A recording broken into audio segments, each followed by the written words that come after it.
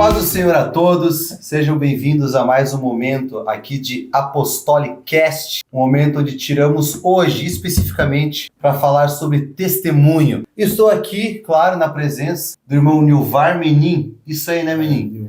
Mais conhecido como Menin, aqui da Apostólica de Caxias do Sul, e desde já da honra a Jesus Cristo, honra ao Bispo John, a irmã Nara, o pastor Clóvis, a irmã Ellen, homens e mulheres de Deus, e dou honra também a ti, Menin, que está com nós aqui, que bom que veio. E hoje o Menin, então, vai dar o testemunho da conversão da vida dele, um homem que foi transformado pelo poder de Deus e tem mantido firme os princípios da fé. Te apresenta, Menin, tua idade, tua família, o que tu faz da vida, breves palavras. Quem que é o Menin? Quando fala, quero conhecer o Menin, o que tu fala? Menin apostólico, 26 anos já, graças a Deus, de conversão, um marido, um pai, um obreiro, estamos aí, esperando a volta de Jesus Cristo. E me conta, como é que foi teu primeiro contato na igreja? Tu não era da igreja, não nasceu na igreja, né? Com que idade que tu conheceu o movimento apostólico? Movimento apostólico, hoje eu tenho 46 anos, então eu tinha, acho, 19 para 20 anos na época, 19 anos. Se tu for ver uma idade categorizada, não quer igreja, né? Não quer igreja, eu tinha só a Luana, no caso, era o pai da Luana, tinha recém-nascido, no caso, e eu conheci um casal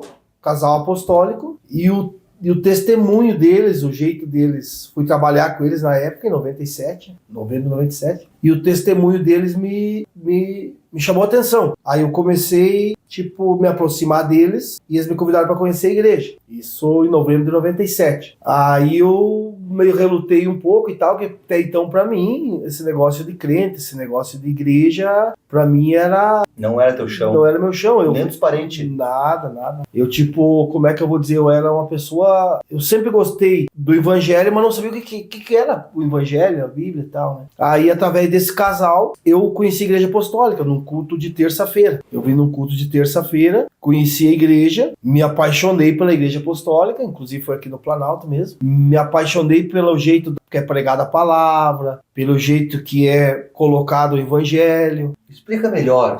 No olhar de um jovem de 19 anos, que quer aproveitar a vida, quer curtir, o que te faz, menino? Isso que eu quero entender. Abandonar a tua vida de juventude daquela época para virar um crente, entendeu? O que te brilhou o olho, sabe? Mastiga isso pra mim. Assim, a minha juventude, ela foi acompanhada de vício, de confusão, de orgia. E... Dá um exemplo de confusão aí. E eu meio, cansei daquela vida.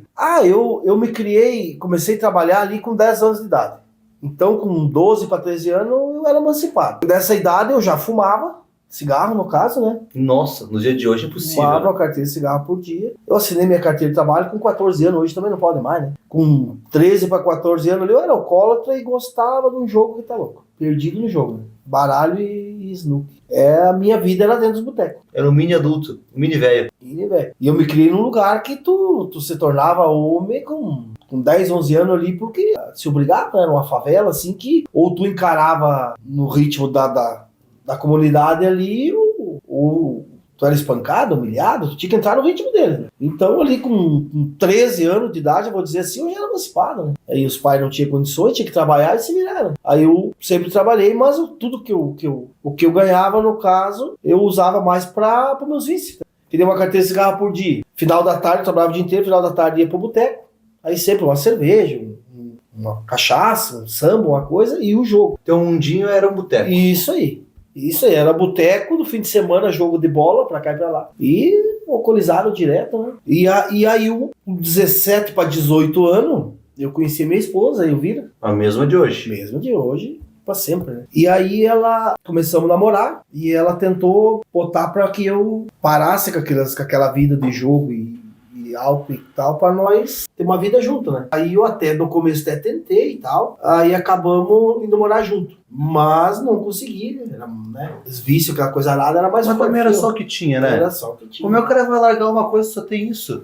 Só isso. Aí, por várias vezes, eu me lembro que eu, mesmo alcoolizado, eu dobrava o joelho, às vezes dentro do banheiro, às vezes no meu quarto, entre eu e Deus, E eu pedia pra Deus que eu não queria mais aquilo ali. Tava cansado daquilo ali. Imagina, um casal novo ali na hora, né? Com a pessoa que eu amo, com a pessoa que eu escolhi pra viver junto. E antes de vir pra casa, um boteco, né? Jogo, e direto alcoolizado, né? Eu dobrava o joelho e pedia pra Deus. Que Deus me ajudasse, que eu não queria mais aquela vida. Mas não, um Deus assim que eu, tipo, nunca fui católico, nada, né? Então era, tipo, meio, ó, Deus dará, né? Mas também não era um cara ruim, né? Não, é que o que acontece? Com 10 anos, 11 anos de idade, ali eu comecei a trabalhar e tinha que se virar, o pai não tinha condições financeiras. Então esse negócio de colégio, de catequese, estava fazendo na época, eu parei na terceira série e trabalhar, né? Aí com 17 para 18 anos eu já assumia a Elvira, aí com 19, 18 anos para 19 eu já era pai, já tinha que sustentar a casa e tal, né? Aí quando eu fazia um ano e meio para 2 anos que eu estava morando com a Elvira, que eu conheci esse casal apostólico, vamos trabalhar junto. Aí o testemunho deles começou a me chamar a atenção, o jeito que eles viviam, o jeito que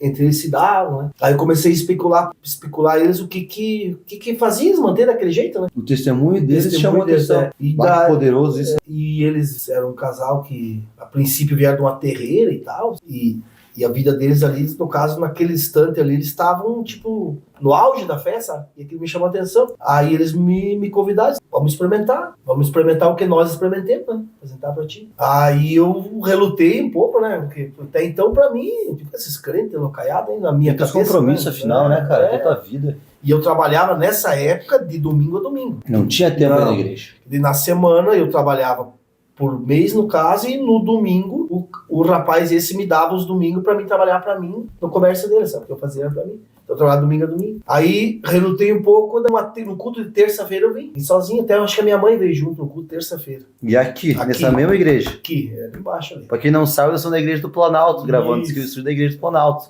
E aí, menino? O primeiro culto meu foi aqui. Aí eu vim naquele culto de terça-feira, eu não sei explicar o que houve, porque até então eu tinha tentado, até nesse dia, simpatia, tratamento para largar do álcool, né? E não tinha jeito. E nesse culto, eu vim num culto de terça-feira, e a partir desse dia, dessa terça-feira, eu nunca mais bebi bebida alcoólica e nunca mais botei um cigarro na boca. O que houve nesse culto, eu não sei explicar. Eu me achei, eu sentei no banco lá atrás, que até então, pra mim, esse negócio de igreja, eu tinha ido um lugar aqui e ali, tentando se achar, né? Eu não sabia o que era, o que significava o Espírito Santo, o plano de salvação, o que era Deus, sabe? Aí eu sentei lá atrás, no último banco. Eu não sabia como é que funcionava, né? Digo, daqui a um pouco tô perto da porta, né? Eu não sei explicar. Eu imaginava aquelas igrejas que via na televisão americana e tal. Aquelas igrejas, daqueles coral grande e tal. Não sabia o que era evangélico, católico e tal. E nesse culto eu, como é que eu vou dizer? Eu disse, eu nunca imaginei que teria uma igreja assim. Que até então as igrejas que eu fui falava bastante em exorcismo. E oferta. E oferta e tal. Aí aqui falando em batismo com o Espírito Santo, perseverar na presença de Deus. Tu tinha medo, então era de cair endemoniado, né? Das pessoas que eu fui em igreja. Daquele tumulto, aquela correria. Isso. Eu fui em 1, 2 igrejas antes. E rolou isso aí. Eu não caí, mas caiu bastante gente do meu lado e tal. E eu ficava meio assim. E o tipo das orações deles era diferente. E daí quando eu cheguei aqui, olha só, uma igreja que eu imaginava só em sonho, em pensamento. E existe, né? No meu interior, né? Mas até então, vim naquele culto de terça e tal. Todo mundo me cumprimentou, todo mundo me abraçou. Cheguei em casa, a minha mulher, brava, imagina daí, até então, ela era católica, né? Não tinha motivo, mas era. Nada, mas tinha tudo o padrãozinho? Os cartãozinhos lá, os troços lá. Ela fez tudo direitinho, estudou as catequeses e tal. Mas daí eu disse pra ela, não, eu fui lá, gostei, daí, mas não falei que ia voltar nada e tal, meio emburrada ali e tal. Isso na terça. Aí na quarta, na quinta, chegou um rapaz que frequentava aqui na época, de moto lá, e ele disse, e aí, o que achou da igreja? Digo, não, gostei, bem diferente. Aí ele disse assim, sabe que pra ser salvo tem que se arrepender dos pecados. Ele disse, tu tem que ser batizado em nome de Jesus Cristo e tem que perseverar. Mas foi direto na veia. Direto.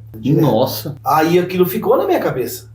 Daí ele disse assim, vai se batizar quando? E eu meio que brincando, eu disse domingo. Aí quando eu disse domingo, já o casal esse que me chamou a atenção, o testemunho deles, já vieram em roda em mim ali. É sério? Aí eu disse, mas pra ser batizado e fazer o quê? Não, vamos lá, se batiza e depois tu vai frequentando a igreja e vai aprendendo, né? Cara, que história. Daí eu pensei comigo, eu usava um cavanhaque, sabe? Cavanhaque a vida inteira. Eu pensava de, tirar meu cavanhaque e usar gravata. Como é que vai ser? Não, imagina, 19 anos de cavanhaque vai ser muito. Loucura. Aí eu pensei o seguinte, digo, vou me batizar. E vou de vez em quando e tal. Socialmente, como o pessoal fala. Vou. Esse negócio de Jesus voltar e eu ficar, eu não quero, então eu vou, né? Porque daí eles falavam bastante sobre salvação, esse casal que me trouxe pra igreja. Aí no domingo, cheguei em casa e falei que ia me batizar. Meu Deus do céu. Né? Quebrado de novo. Veio uma briga. Mas enfim, vamos se batizar. Aí com muito custo, a minha esposa ia junto no dia do batismo, eu convidei, vamos lá, assim, tá bom. Aí ia ser na beira do rio. Deu-lhe uma chuva. Aí o rapaz que tava pregando pra mim na época disse, não, vamos pra Esteita, igreja matriz e tal. Eu digo, mas acho tão bonito que eles batismo no rio, né? Não, mas é a mesma coisa, a imersão da água e tal. Fui pra Esteita no domingo. Me batizei, no novembro de 97, agosto. Né, mais ou menos ali nessa época, 1997. E daí eu me converti ali, me batizei. E daí, antes de me batizar, tirei o cavanhaque, no caso, né? E botei uma gravata, que pra mim até então era estranho. E daí, no próximo culto eu já tava de novo. Daí a minha ideia era ir de vez em quando. E daí, ele primeiro amor, né? Eu queria ser batizado com o Espírito Santo, aí eu tava em todas, né? Terça, quarta. Tinha desejo. Queria ser batizado com o Espírito Santo, queria ser batizado com o Espírito Santo. E pedi a orientação do pastor e dos obreiros. Deu 1 mês e meio, 2 meses, pastor Andrelino. Veio pregar aqui no culto de terça-feira. Fui batizado com o Espírito Santo. Em 1 mês e meio, bota aí. 1 mês e meio, 2 meses. Você pode ver aqui o testemunho de um homem fiel de 46 anos de idade, 27 anos de conversão, que se converteu no primeiro culto, recebeu o Espírito Santo em 1 mês e meio, coisa que em outras igrejas isso é quase impossível. Foi fiel sozinho, fiel com sua esposa depois de 7 anos e hoje se mantém fiel aqui. Sabe que eu pedi até para tu fazer uma mensagem, né, para tua família, um carinho, e tu botou o teu testemunho de vida que eles acompanharam. Realmente, não tem outro que fazer. Mas todo o Apostolicast de testemunhos, eu peço no final, no encerramento, para tu resumir em poucas palavras, não, acho que uns 2 minutos, menino. O que tu tem para falar para essa pessoa que vai assistir um vídeo ali do outro lado? Dependente se ela é há anos na igreja, daqui a pouco tá meio triste com a igreja, porque as igrejas estão mudando muito, né? Sim. Eu acho que a Igreja Apostólica do Brasil é uma das poucas que se mantém na mesma linha. Mas tem pessoas da tua idade que se converteram num estilo de igreja e hoje quando entram na mesma igreja é outro nível, é outra igreja, entendeu? Mudou a doutrina, mudou o estilo, mudou tudo. Ou para aquele cara de 19 anos que um dia foi parecido contigo, sabe? O que tu tem, menino, para falar para esse tipo de pessoa que vai te ouvir? Tanto os que estão há 26 anos na igreja, quanto os que têm 19 anos e estão querendo entrar numa igreja. E o que eu diria? Olha para Cristo. Olha para Cristo, que eu sempre digo, nunca julgar uma igreja pelas pessoas que frequentam a igreja, mas sim pela palavra que é pregada. Então, o que eu diria? O único jeito de ficar bem numa igreja é focar em Cristo. Focar na palavra de Deus, focar em Jesus Cristo, porque onde envolve pessoas, sempre vai ter uma discordância, sempre vai ter um gosta mais de uma coisa, outro gosta mais de outra coisa. Então eu penso assim, se nós ficar focado em Cristo, indiferente do que tiver dos lados e ao redor, não vai tirar o nosso foco de salvação. E eu creio muito, Mateus 6,33, né? Buscar em primeiro lugar o reino de Deus e suas justiças, as demais coisas lhes serão acrescentadas. É Mateus 6, isso eu garanto. 6,33, né? Enfim, é bíblico. Então, se nós, por mais que seja difícil às vezes, por mais que às vezes nós não entenda, eu tenho muita coisa que eu não entendo até hoje que aconteceu e acontece e está acontecendo com a minha família, mas o meu foco no caso é que nem a minha mãe na fé. A minha salvação, ela tá em primeiro lugar na minha vida. Eu busco bênção financeira, bênção na saúde, no meu casamento, eu busco, mas o foco no caso é Jesus Cristo, é o arrebatamento, eu quero subir. Eu quero chegar com a Luana, de mãozinha dada, caminhando sem cadeira de roda. Nossa. Eu creio nessa promessa. Tá agarrado. Agarrado. Se não for aqui, a Luana, lá no céu, ela caminhando. Então, o que eu diria? Olha para Cristo. Olha para Cristo. Foca em Cristo. Dos lados, as pessoas, amém. Porque pessoas perfeitas, eu creio comigo, não existe. Então, para tu cobrar a perfeição do teu irmão, tem que ser perfeito. Como tu não é perfeito, eu penso o seguinte. Então tu aprende a viver com os defeitos do irmão Eduardo por meu Eduardo conseguir viver com meus defeitos e nós vamos seguir. Porque se eu cobrar a perfeição do meu Eduardo, ele vai cobrar de mim. Como eu não ser perfeito, vai dar confusão. É mais fácil ajudar, então. Então vamos se aprender a viver com os defeitos um do outro. E para um jovem menino que não tá na igreja, mas que um dia vai chegar na tua idade, o que tu fala pra um gurizão de 19 anos que um dia foi você na vida? Essa parte aí tu não falou. O que tu falaria? Tu já viveu bastante pra poder olhar pra trás agora, né? Pois é. O que eu diria? A nossa vida ela é feita de fase. Então, até os 20 anos é a parte da juventude. Dos 20 aos 30 seria a parte do amadurecimento. Então, eu acho que assim, dos 30 em diante, tu já começa a viver um lado mais tipo família, tipo o que tu conseguir dos 30 aos 40, depois é só manter. E o que eu diria para um jovem de 18, 19 anos? Se apegar com Deus e tentar viver no meio dos apostólicos ali, principalmente os mais antigos, se espelhando neles, porque até então, a minha juventude no caso, eu não tinha em quem me espelhar. O lugar que eu vivia ali no caso, Não tinha pra que olhar. não tinha para que olhar, né? Era todo mundo jogando, todo mundo bebendo, todo mundo fumando. Eu fui para aquele ritmo, né? No momento que eu me converti, comecei perto dos apostólicos, ancião, sempre pedindo conselho, sempre me espelhando, né? As coisas foi fluindo e graças a Deus foi melhorando a minha família, no meu trabalho, o jeito de pensar, o jeito de agir. Então eu diria assim, para esses mais novos, se espelhar nos mais velhos. Uau. E perseverando na presença de Deus até. Então tá bom. Concluídas as palavras. Amém. Então estamos encerrando aqui mais um Apostolicast. Quero te agradecer por ficar com nós até esse momento. Logo em seguida vai ter nossos contatos. Entre em contato com nós, se tiver alguma dúvida, eu passo o contato do Menin e fala direto com ele. Menin, obrigado pelo teu testemunho, pela tua perseverança, por coisas que tu me contou, por acrescentar na fé. Creio que vai acrescentar muito na tua fé também. E que Deus possa te abençoar. Fica na próxima. Até mais.